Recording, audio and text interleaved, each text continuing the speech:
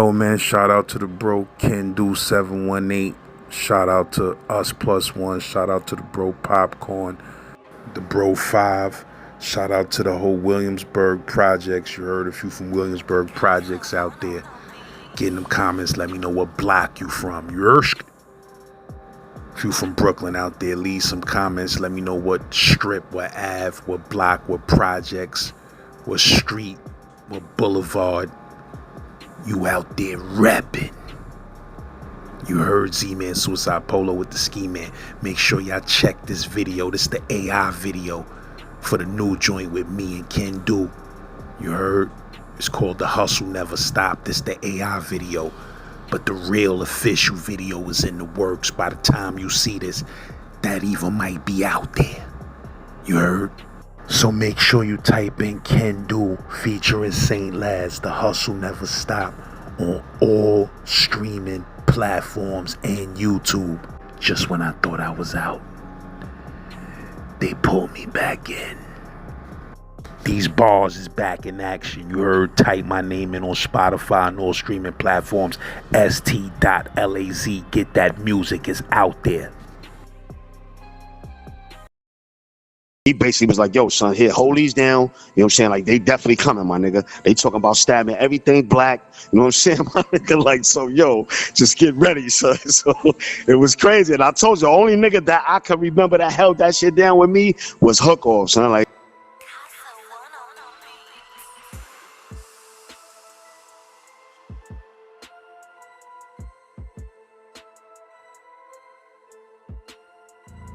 yeah, this was like in '93. I just got the Greene, Greene Correctional Facility, right? Like, a lot of niggas don't really talk about, you know, the blacks and the Spanish, and, you know, like, a lot of shit really was going on. It was really on fire for us. So a lot of the times, you know, that's how that blood shit really got started too. But I'm gonna give you a little story about Hook Off. That's my son too. Shout out to Hook Off. We was in C1. I just got there. I got there before Hook Off. Hook Off came from the CAC. Around this time, like I was saying, I got to C1. It was like probably 75% Spanish, 25% blacks. I want to say Mo Dog was in there with us. Baby Sean was up in there with us. A couple of other niggas too. You know what I'm saying? My son Don Huggins was in the facility too.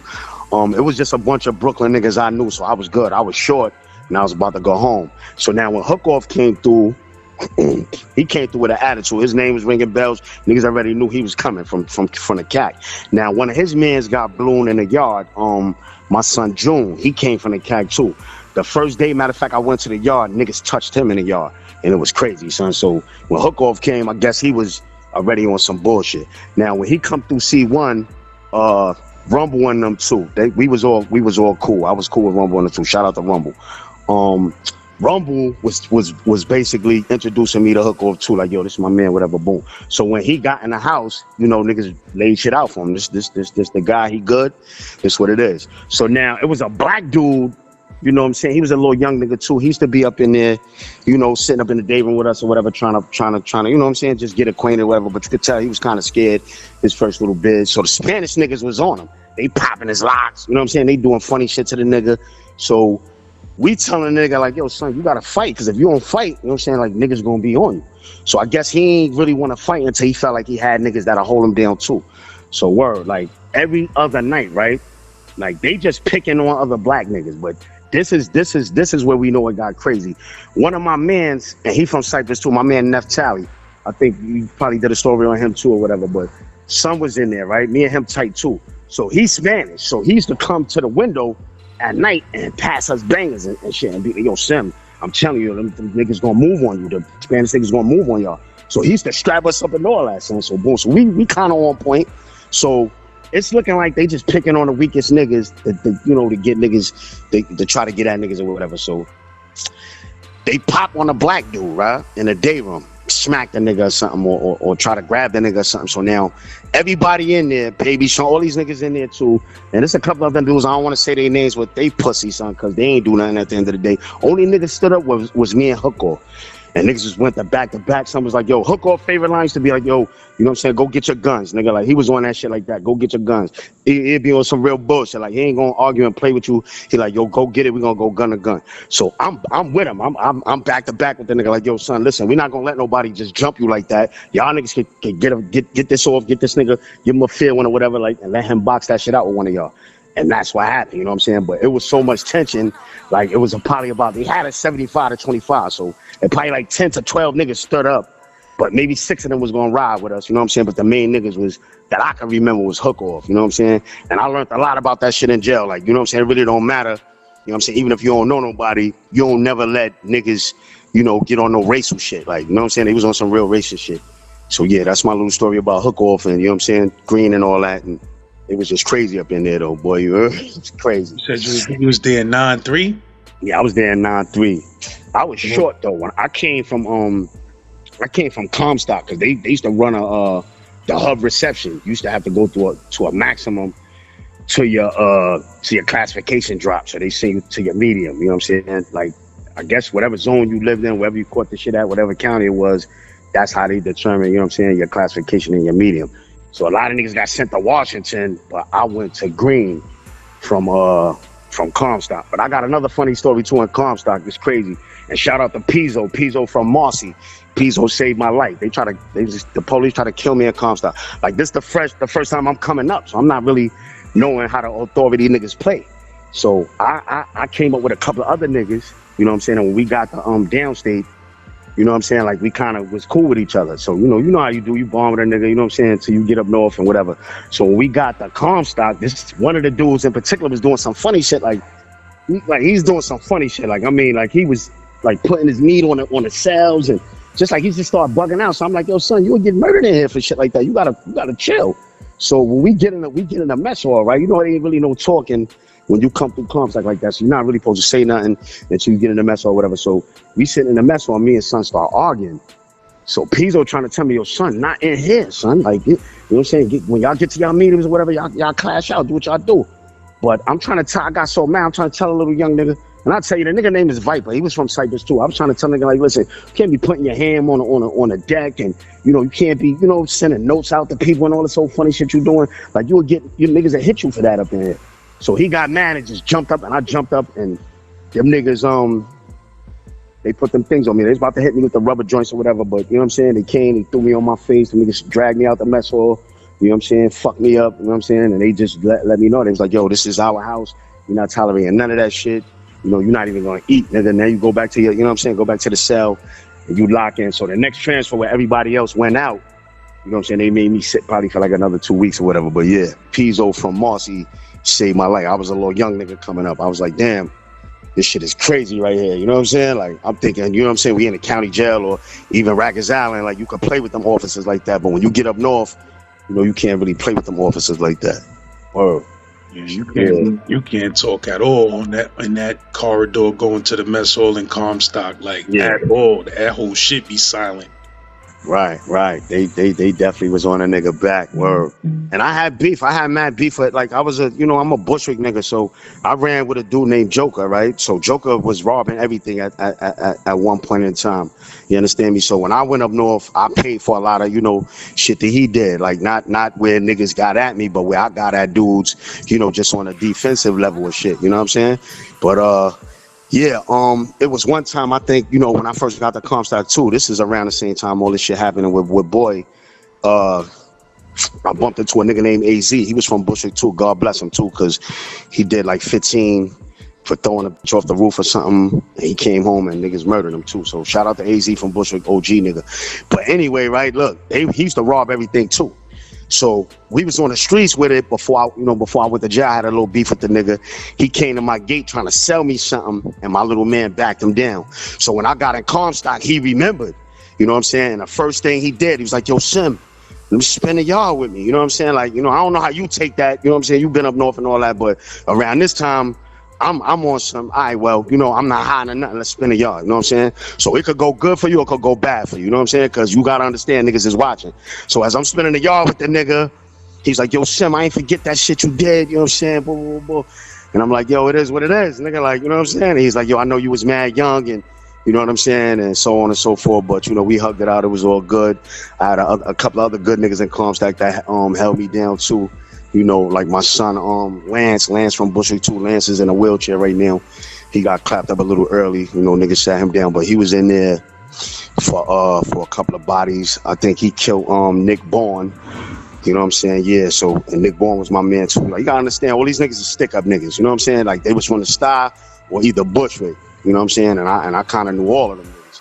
So, you know, my biz wasn't, you know what I'm saying? They was cool. You know what I'm saying? Like, I did a 1.5 to 3.5, and I ended up doing almost 5 years off of that because every time I went through the board, you know what I'm saying, like they was trying to lose my shit, you know what I'm saying, so they kept making me go, you know what I'm saying, back and forth to new boards, like every time I went to a new facility and shit like that.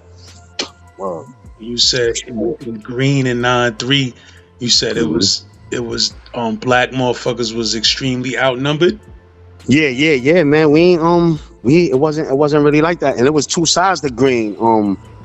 And another nigga too, shout out to, you know, God bless him, Nut was in there with us too, but Nut was on the other side. He was plucking them, like, he was plucking it all the way out, bro. Like, I ain't even gonna hold you. He was doing them niggas dirty. So they was sending a lot of them, you know what I'm saying, to our side. You feel what I'm saying? So I guess, like, you know what I mean? We had majority of them was on our side around that time. You know what I'm saying? So yeah, it was crazy. It was crazy, bro. It was crazy. Out there 9-6 and 9-7, we had a good little Brooklyn mob. We had a nice little strong Brooklyn mob there in 9-6 and 9-7, but I heard it was out of control in 9-3 and 9-4, and there was a lot of people that was there that I knew too. Yeah, nah, it was crazy for us, bro. Like, I ain't gonna hold you. Like, that's when it really was like, yo, even if you wasn't cool with certain people, you still had to ride with them because the numbers was crazy, bro. And I think they was doing it on purpose. Like, they was packing them up, sending them basically to all the C dorms. You know what I'm saying? Like, that whole side. You know what I'm saying? I was in C1. No, I was in C2, matter of fact. So they was sending them all on that side, bro. Like, and it was crazy, my nigga. It was crazy for us. You know what I'm saying? Because, like, one dude, like I was telling you, he used to speak Spanish too. So, you know what I'm saying? His name Neff from Cyprus. He used to come tell me every night, like, yo, son, they gonna move on you, like, cause he hearing the Spanish niggas talk.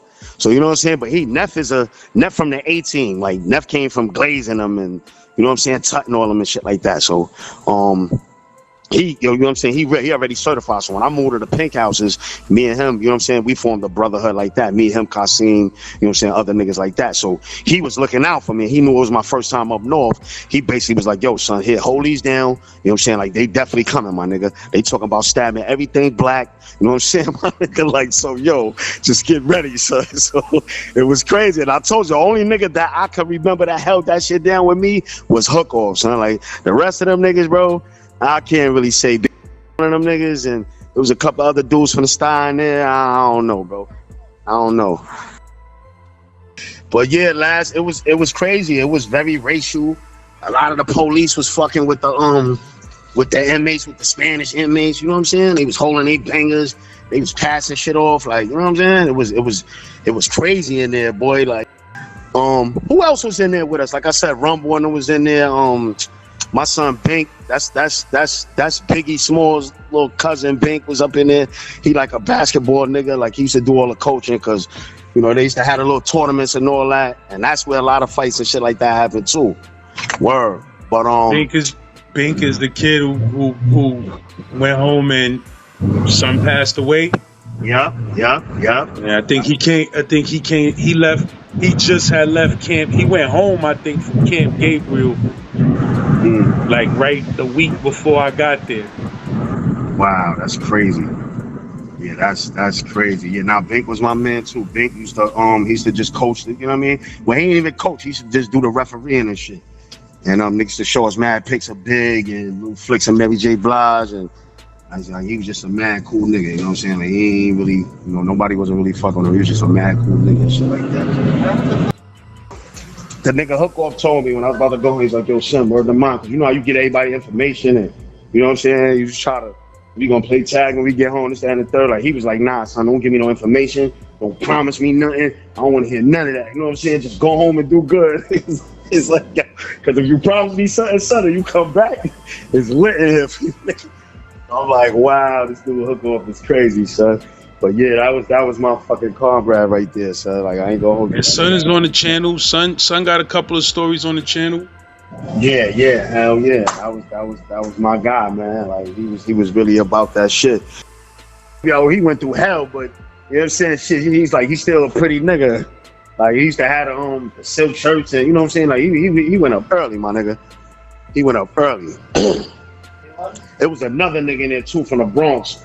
Nigga named Gotti was splashing everything. He cut a nigga for me, matter of fact. He was like really on some shit with niggas, like, you know what I'm saying? He was the only nigga from the Bronx probably around that time that was running with all the Brooklyn niggas, Lil Gotti. And look, he's putting in mad work. What right? Gotti? You talking about light-skinned Gotti? Light-skinned Gotti, son. You remember Gotti? Gotti still was there when you was there? No, I was in Hudson with Gotti and Franklin with Gotti. Oh, all right. How he doing, son? Like how he turned out? Well, I can't remember who went home first, but you know, yeah. Mm-hmm. Yeah, Gotti is a motherfucking Gotti is a problem. Gotti is a motherfucking a smooth criminal type of nigga. Oh, listen, this is the crazy part, son, and I hope we get this out because he was getting busy, right? And he had a shit bag the whole time, boy. I ain't know that, son. I bumped next to the nigga. Matter of fact, he was in Greene. In Greene, yeah. Yeah, I heard some shit about nigga. They got a war started between or Gotti and them try to start their own shit or some shit like that. Yeah. Yo, I'm telling you, all that shit was because of them niggas, how they was like, you know, handling the blacks and shit. It was crazy, bro. Like Gotti was the one, bro. Like I ain't gonna hold you, son. Like I met a lot of little niggas. We all short little get busy niggas, so we clicked right then and there. That's how I got cool with Hook Off and them. Because of Gotti, you know what I'm saying? Gotti ain't give a fuck. He was that one nigga from the Bronx who was like, yo, I'm gonna just do the shit I like to do, son. I like to cut niggas. I'm gonna blow your man. He used to say that shit all the time, yo. Yo, matter of fact, we had beef with some niggas from Binghamton, matter of fact. And Greene. And the nigga Gotti was like, yo, matter of fact, it was, what was son name? Some nigga named Sandman or something. I don't know. He wasn't really ringing like that, but you know, I guess he was speaking up for the Binghamton nigga, like the upstate niggas. So Gotti was like, yo, you know what, my nigga, fuck you, I'm about to blow your man. And he lit his man up in there, son. And Gotti was beating them tickets too. I don't know how, I guess because he had the shit bag or something. I don't know, like they probably was feeling a certain way with a nigga. But the nigga, he was beating them tickets. I come to the yard and see him coming back on our side, like, you know what I'm saying? They're just moving nigga to another house. Yeah, Gotti was my son. Word, Gotti was a good nigga. Word, Rumble too. Rumble was a good nigga too. Word, that shit was crazy, son. But I don't think, you know, after that, I know it got a little crazier. But around that time, that time '93, it was crazy in there, man. Did they get crazy with that shit with Gotti in them that has started? They got crazy while you was there? Yeah, son just blew it. He blew the nigga from Binghamton. And a couple of niggas tried to pop, but you know, all the Brooklyn niggas stood up for Gotti, so he was good. You know what I'm saying? Like it wasn't nothing. And one of the niggas, I think I don't know if niggas paid the nigga off or something, like not to, you know what I'm saying? Not to press charges on Gotti. So he ended up beating the ticket, and you know what I'm saying? He came right back out. But it wasn't nothing crazy. So we used to be in a yard like 200 deep up under the shed, right? Now, it was some Queens niggas up in there too, boy. Like, and they was, like, Little Ja was in there. My son, what was his name? Toupee and them was in there. It was a couple of Queens niggas, Choice and them was in there. But when Brooklyn came to that yard, boy, and we came up under that shit got a little different, bro. And it ain't matter what hood you was from, son. Like, you know what I mean? Like, when Brooklyn formed, it was just crazy. Now, it was a nigga named Rambo in there too. Them niggas from Brevoy was in there. He was holding it down with us too. I think he was in C1 with us too. But Bo got killed when he came home and shit. So a pretty nigga. He looked at like the nigga Montel Jordan and shit. He was a gangster though. He was the tall, getting busy nigga. Nigga was crazy, son. So I had a little problem with him too, cause he, you know, I got a problem with them tall niggas, bro. The nigga was like, yo, you a little shorty. He called me shorty or some shit, and I was like, nah, bro, that ain't me, son. Like my gun is big, son. Like I ain't no little nigga here. You know, but he was he definitely Bo was getting busy too. He was That was Pizzo, man. Pizzo and them from Marcy and Lottie and them and Nitty and them too. Yeah, I got some Marcy stories too, bro. Like I was swinging through the jungle out there. Me and my son Joker was swinging through the jungle in Marcy. My cousin from Marcy, Sharon. Everybody knew Sharon. She died of whatever. But look, she beat a nigga named Moet. And he was getting busy too. She beat him for like 2 bricks or something and brought the work to my son Joker. And you know what I'm saying? And she telling him, yo, it's more. I just stashed it at the crib. So the nigga Joker like, yo, Sim, look, this is what you gotta do. Your cousin is in a situation. You gotta fucking go to her crib and get her bag that she left. I'm like, nah, she already told me everything, son. I'm going to get that. So look, last, I threw the vest on and 2 hammers, son, and went through Marcy by myself, son. It's a shorty crib. I'm like, yeah, it might be some niggas outside. I don't give a fuck. I'm coming out this crib with this bag, nigga. And I took that. Yeah, I just came out the building. Niggas was looking at me a little crazy and all that. I ain't give a fuck, son. I had the cab around that time. We was catching cabs. So I would catch a cab from Bushwick and we'd rent that shit. You know what I'm saying? Be like, so you gotta wait for me. I don't give a fuck if I take 2 hours, son. And I come out this building, you better be here, son. Or we gonna blow you down the next time we see that shit in the streets. So it was crazy, son. But yeah, son sent me on that mission early. And then later on in life, when I found out who Moet and Bal and all them other niggas from Marcy, under them, and a couple of other good dudes, you know what I'm saying? Danny Diamonds and, you know what I'm saying, the real Unique from Marcy, shit like that. Yeah, it was crazy. I was like, damn, I was in over my head, you know what I'm saying?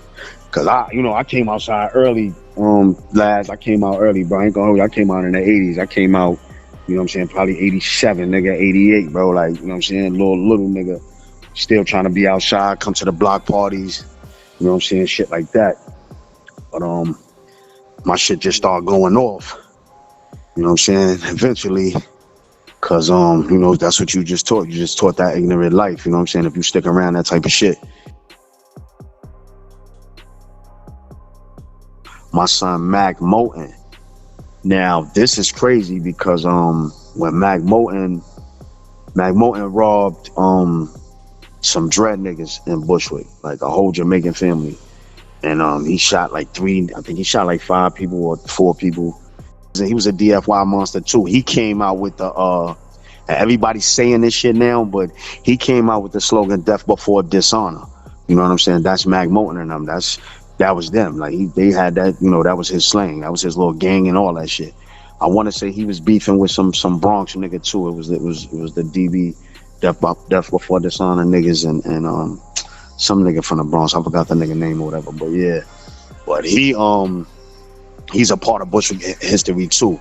He started slamming shit when he killed the nigga when he was like 12. He shot somebody for robbing his grandfather, like on Linden or something. I want to say. I think his pops had his grandfather had the after hours spot, and somebody tried to rob him or did some funny shit.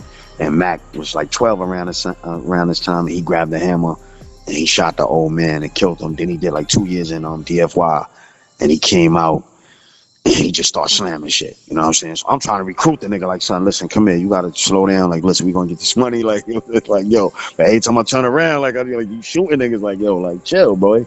So you know he just ended up he ended up getting a fucked up end of the stick. Yeah, like he went out early. Or that nigga went out early, son. They was calling that nigga the 25 caliber kid because he had a 2.5. Somebody gave the nigga 2.5. Somebody from the team, you know what I'm saying? Like, and he just went crazy. He just started clapping everybody, like, you know what I'm saying?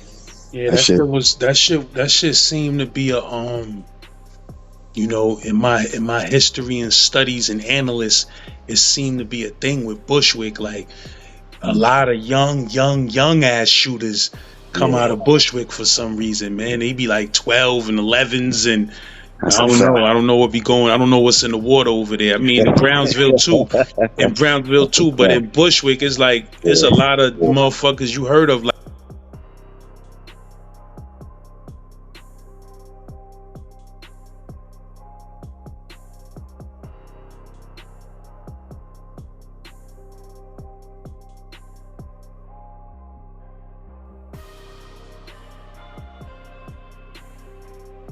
Hey yo, the video that sparked all that hate and controversy is out now. Make sure you go to Talib Kweli YouTube page and check it out. Leave some comments.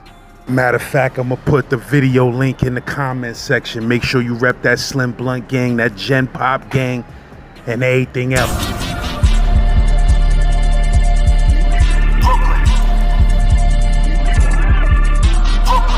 Hey yo, man, shout out to the bro Can Do 718. Shout out to Us Plus One. Shout out to the bro Popcorn, the bro 5. Shout out to the whole Williamsburg projects. You heard a few from Williamsburg projects out there. Get in them comments. Let me know what block you from. You heard? A few from Brooklyn out there. Leave some comments. Let me know what strip, what Ave, what block, what projects, what street, what boulevard you out there repping. You heard Z-Man Suicide Polo with the Ski Man. Make sure y'all check this video. This is the AI video for the new joint with me and Ken Do. You heard? It's called The Hustle Never Stop. This is the AI video. But the real official video is in the works. By the time you see this, that even might be out there. You heard? So make sure you type in Ken Do featuring Saint Laz, The Hustle Never Stop, on all streaming platforms and YouTube. Just when I thought I was out, they pulled me back in. These bars is back in action. You heard? Type my name in on Spotify and all streaming platforms. st.laz. Get that music. It's out there.